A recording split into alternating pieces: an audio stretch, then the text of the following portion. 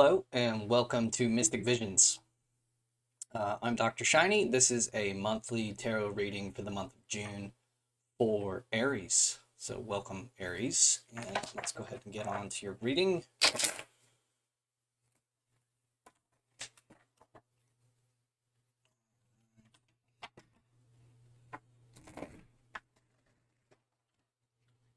All right, so for Aries.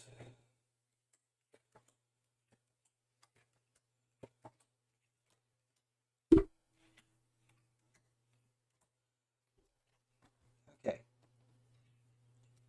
Aries, you have the Emperor in the reverse for your current situation. And so somebody may be a little bit overbearing on you right now. There may be somebody who's in typically a position of authority over you who is not necessarily being responsible with that authority. They're perhaps abusing the authority a little bit, or just coming down on you a little too hard, or not recognizing the effect that their status has on you. So it can be kind of frustrating because typically these people in this position of authority, you kind of got to do what they say, right? But you, at the same time, have to be able to navigate the space of demanding a proper amount of respect when possible, because otherwise you kind of teach people how to treat you, right? What we have crossing you is the Two of Coins in the reverse. So this can be a feeling like there's got to be a work-life balance, and this is kind of not happening. So it seems like you're being asked to do too much. You're being asked to devote too much of your time to this project, or whatever this authority figure is directing you toward. He's kind of pushing you a little too hard, and you're not feeling like there's enough time for you to do everything regarding the home life, and also doing work for this person or this project. So there's a need for you to kind of sort out your boundaries a little bit with what you're going to accept, and what you're going to have to say. Like, I just can't do this. This is not part of what I signed up for. Okay, so you're moving away from this Four of Cups in the reverse. And this is a good thing. You're moving away from this. You're moving away from an energy of feeling sort of trapped, or let's say having a negative mentality about the situation.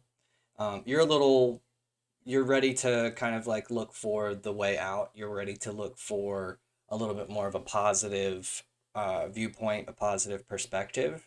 So that's good that you're kind of moving forward from that, because you may have in the recent past felt kind of heavy, or felt like there's really nothing to do. So this is sort of an awakening that says, while my hands are sort of tied with what I do, right? Like I have to go to work, I have to have a job, for example, but perhaps I don't have to work here. Perhaps there is something else out there, or something like that, right? So there's this feeling of whatever those chains were that bound you are not quite as tangible as they once were, and you're moving forward and recognizing that you have some freedom. Also recognize that the more you're being dependent on, the more important you are, because even though you can be replaced, it's very difficult, and you for somebody else to learn all of the things that you do takes time. So there is a value in just what you're able to accomplish, right? And so what you're moving toward is this High Priestess in the reverse. So this means that currently, you're not exactly comfortable with unknowns in the situation.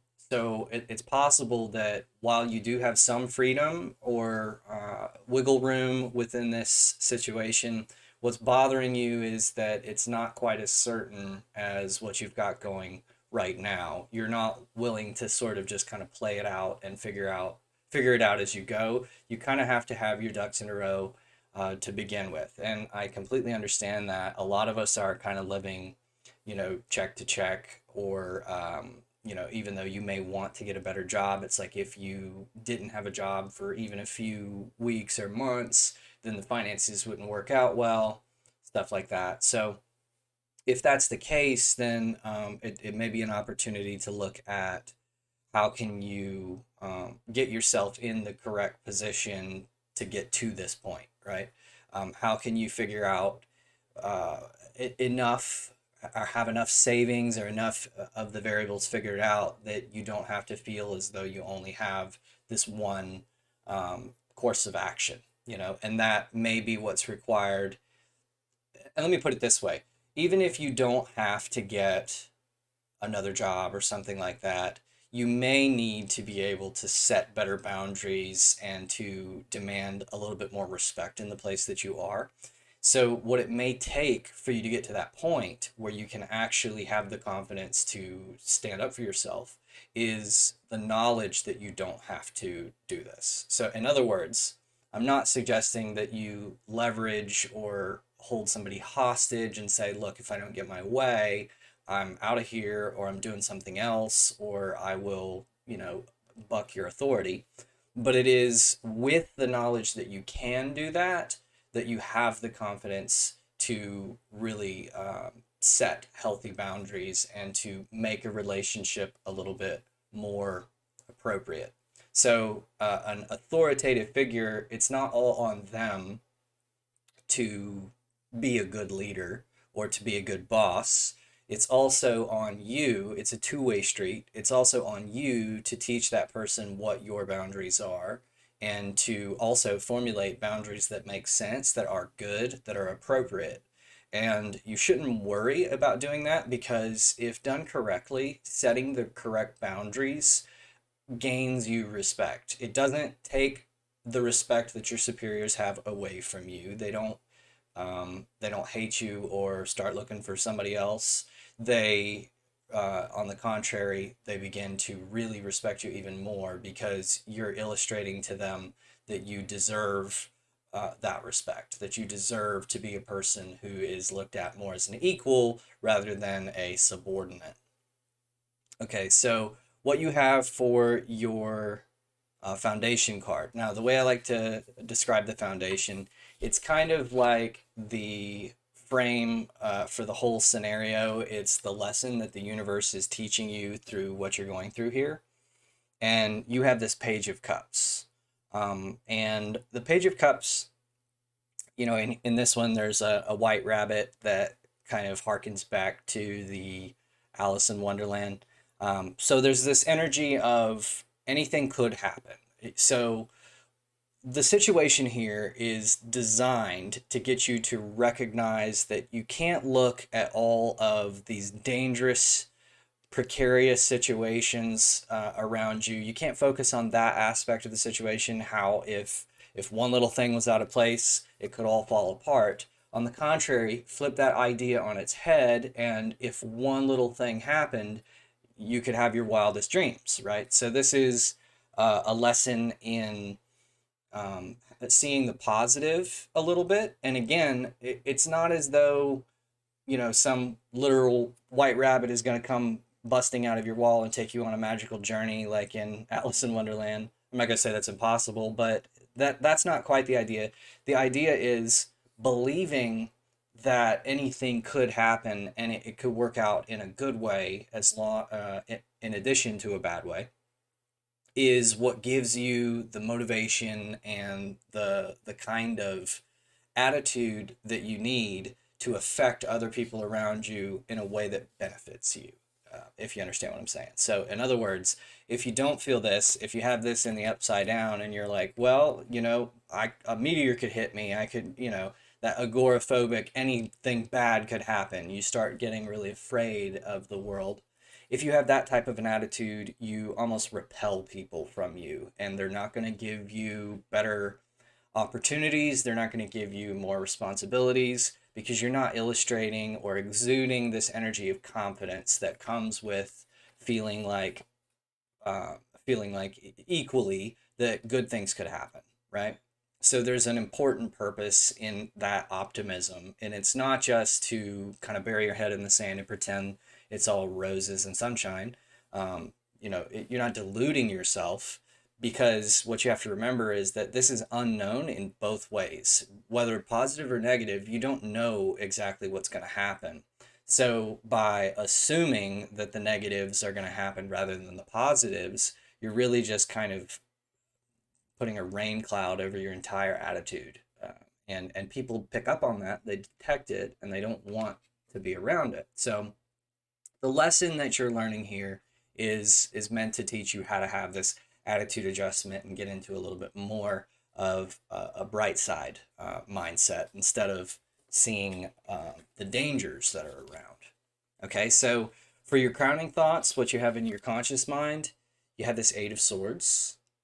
And that Eight of Swords is so first of all, crowning thoughts, this represents what's in your head. And what's in your head is this feeling of being trapped, of not feeling like there's a whole lot of options for you. You can see in the card here, this figure, and I'm sorry, it's a little blurry.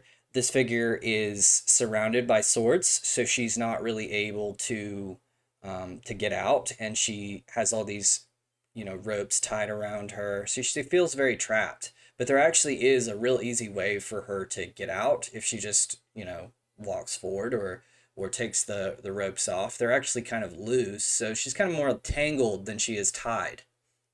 So it's about untangling yourself, and you're able to do that. You're able to walk forward. So this is an indication that it's kind of in your head as far as not having the ability to get out of the situation. You do have options. You do have ways that you can move forward in another direction or even through this situation.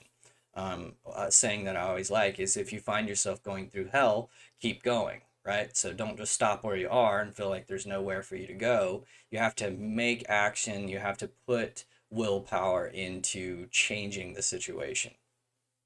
Okay, so advice for the situation is this Four of Swords.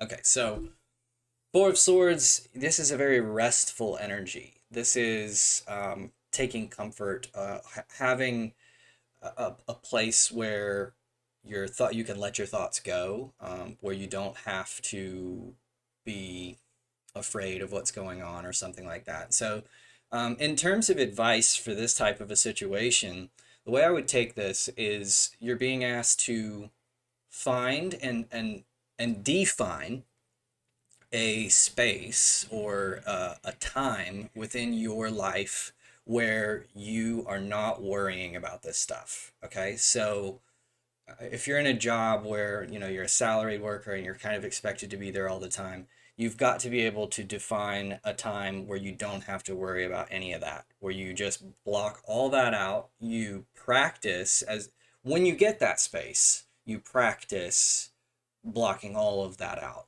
So at first, if you're moving from a time where you're kind of having to work around the clock, it can be difficult for you to withdraw from that and to take a break and not think about all that stuff, to get some distance from it.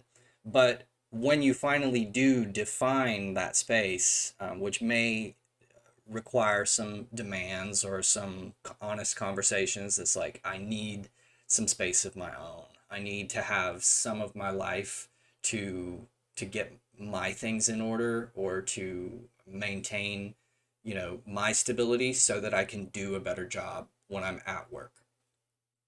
So that's the idea. And if you can do that, if you can define that space where you're able to block out whatever those troublesome thoughts are, then it's going to take some time to develop the ability to shift gears, work hard, play hard, to be able to get out of the habit of just being a little bit workaholic and to get into something that's a little bit more restful. And that's going to really improve your performance too, if you're able to do that. So it's kind of paradoxical. You can't rest if you're resting because you want to do better, because that's just a way um, of putting more mental energy into your goals. But what you can do is recognize that there is a benefit in letting it all go. And if you can do that, then you'll be better off in the long run. Okay, so next we move on to your environment. And we have a Knight of Cups in your environment, meaning there is somebody around you, and the environment, it doesn't typically represent you, but it can represent either like a spouse, somebody who lives in the same house with you, your environment, or the society that you live in a bigger way. So it's kind of up to you how you see this, but it's somewhere around you, your environment. And what we have is the Knight of Cups, and this one is the more romantic of the knights. He is not willing to compromise very much on the way things make him feel, the situation, how it affects his emotions and things like that. He's a little bit more of, he's kind of a, I always think of him as kind of like a Fabio type character, or somebody in one of those romance novels, right? So he's very over the top and go with the flow. He doesn't necessarily think things through too much or anything like that. So this is somebody in your environment. So there is a person here who can help you with what you're going through as far as like thinking about it too much, or not wanting to let go of the situation because you feel kind of trapped or something like that. There's a person around you who is able to really help you in that regard and teach you a little bit more of like a go with the flow type of an attitude. So look for that person, and put some effort into your relationship with that person. Okay, so your fears card, you have the Star, and this one is it's very similar to the way you had the High Priestess in your future. This is somebody who is letting it all go, who basically has this absolute, and I would say even irrational faith. And I say irrational because in the card here, you have the figure pouring out two jugs of water. One of them has a sun and one of them has a moon. It represents the conscious and the subconscious mind. So it's, pouring out your own understanding of how things could go or how things should go. And it is focusing on that star, which represents the divine plan. There is a higher purpose in the world, and your understanding is basically subservient, not subservient, I don't know what the word I'm looking for is, but is secondary to that higher plan. And so once you get into a place where you're consciously feeling that, you're letting go and you're operating based on faith rather than understanding, right? So this is in the fears card, this is something uncomfortable for you. You're not in a place where you're going to want to just let it all go and see what happens, ride the wave. You feel as though there's some importance in calculating and understanding the way things are going to turn out. And so that's why this is showing up in your fears card here. And a certain part of that is understandable. But again, this is a process that's meant to not necessarily take you all the way here. You might not be a person who's ever all the way here, but it's something that has to be incorporated into your life in at least some degree. Even if you're not, this person here who's pouring it all out and letting it all go, there is a time to do that. So don't feel like any one of these cards kind of boxes your energy in or crystallizes it for eternity. It's not so much that, it's that there is a balance to life where all of these energies are required, and this is something that you're too much avoiding. You're going to have to allow some of this into your life a little bit. And it's kind of like ripping off a band-aid. You find that sometimes if you let just a little bit of this energy through, then it kind of really balances things out, at least a lot better than they were before. Okay. Overall message, you've got the Queen of Wands in the reverse. So this can be the long-term outcome or the overall meaning of what you're going through. You've got the Queen of Wands in the reverse. Queen of Wands is typically a person who is really good at nurturing her personal projects. She's a gardener. She's a doer. She knows how to get things done. But she gets things done that kind of make her happy. It's not so much about the King of Wands will go solve problems in the world and influence other people to do really well. It's kind of an executive, a CEO type. This is more of the gardener, or she's a really good homemaker. She's able to use action really effectively to make herself happy and develop her inner life. So in the reverse here, there's a little bit of a lack of that energy. There's a little bit of um, not enough time to devote to growing yourself, and instead you're being too pushed around, or too um, you're being asked to project your actions and your energies a little bit more outward than you are inward, and so there needs to be a sort of rebalancing that occurs in this. And again, this isn't, don't take it too personally, because we all go through this. We all have these struggles, and from time to time we need a reminder to essentially focus on ourselves a little bit more, and on what makes us happy, or on projects that make us happy even. So maybe you're not, maybe you love gardening or taking care of animals or something like that, and you just haven't been putting enough effort into it, and it's kind of maybe got you a little bit down, right? Your mentality is not as healthy as it could be because there's not enough of what truly fulfills you in your life. So you need to find a better balance of those things. But it looks as though you're well on your way and you have some help around you. So um, I truly believe that this will work out well for you. Okay, so that's about does it for your June reading for Aries. And thank you for watching. Please leave me a comment and like and subscribe. And I will see you guys next time. Thanks.